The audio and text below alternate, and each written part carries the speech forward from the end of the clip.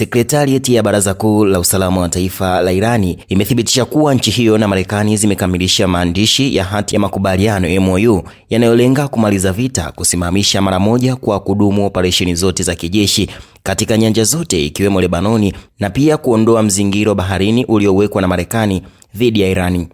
Katika taarifa iliyotolewa usiku wa kuamkia hii leo, sekretarieti hiyo imesema kuwa Jamhuri ya Kiislamu ya Irani chini ya mwongozo wa kiongozi wake Ayatollah Said Ali Khamenei kwa maelekezo wa kiongozi wa sasa Ayatollah Said Mojtaba Khamenei kwa uungwaji mkono thabiti wa wananchi wa Irani na kwa juhudi zisizokoma za vikosi vya ulinzi wa nchi hiyo imefanikiwa kukamilisha kipindi kigumu cha mazungumzo ya kina na ya muda mrefu.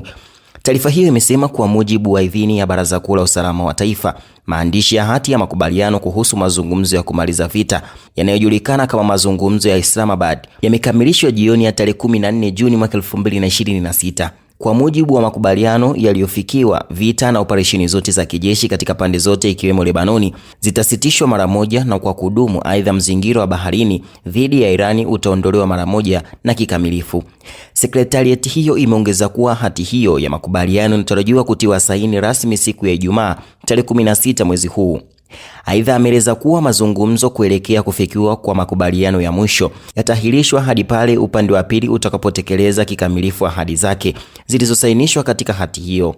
Taarifa hiyo pia ilitoa shukrani kwa Pakistani na Qatar kwa juhudi zao za upatanishi zilizosaidia kufanikisha mazungumzo hayo. Tangazo hilo linakuja kufuatia uthibitisho awali uliotolewa na naibu waziri wa mambo ya nje wa Irani Kazim Garibabadi pamoja na waziri mkuu wa Pakistani Shehbaz Sharif.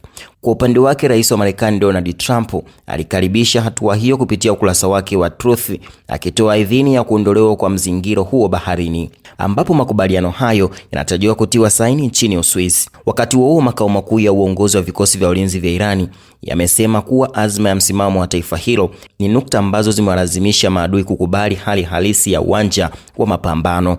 Katika taarifa iliyotolewa mapema siku ya leo Jumatatu, kamandi ya Qatam al-Anbiya imewapongeza wananchi wa Jamhuri ya Kiislamu ya Irani kwa ushindi wake wenye fahari.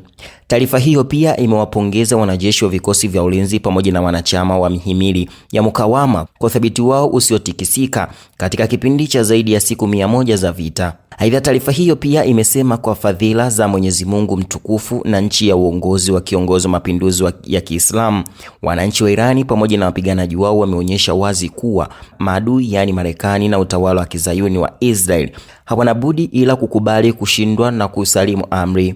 Taarifa hiyo imesema mapenzi ya Mwenyezi Mungu na azma ya chuma ya taifa la Irani sasa ni ngome isiyovunjika dhidi ya aina zozote za uchokozi, na njia ya mukawama inaendelea kuwa ndiyo njia pekee ya kufikia ushindi. Ikumbuke kuwa Marekani na Israeli zilianzisha vita dhidi ya Irani Februari 28 mwaka huu kwa kumuua kiongozi muadhamu wa mapinduzi ya Kiislamu, makamanda wa ngazi za juu wa kijeshi, watoto wa shule na raia wa kawaida. Vita hivyo viliendelea kwa muda wa siku 40 ambapo Irani ilitekeleza mawimbi 100 ya mashambulizi ya kulipiza kisasi kwa kulenga ngome za kijeshi na kiuchumi za Marekani na Israeli kote katika eneo la Asia Magharibi, ambapo mataifa hayo mawili, yani Marekani na Israeli, walilazimika kuomba usitishaji wa vita kutokana na vipigo walivyopokea kutoka kwa vikosi vya Irani.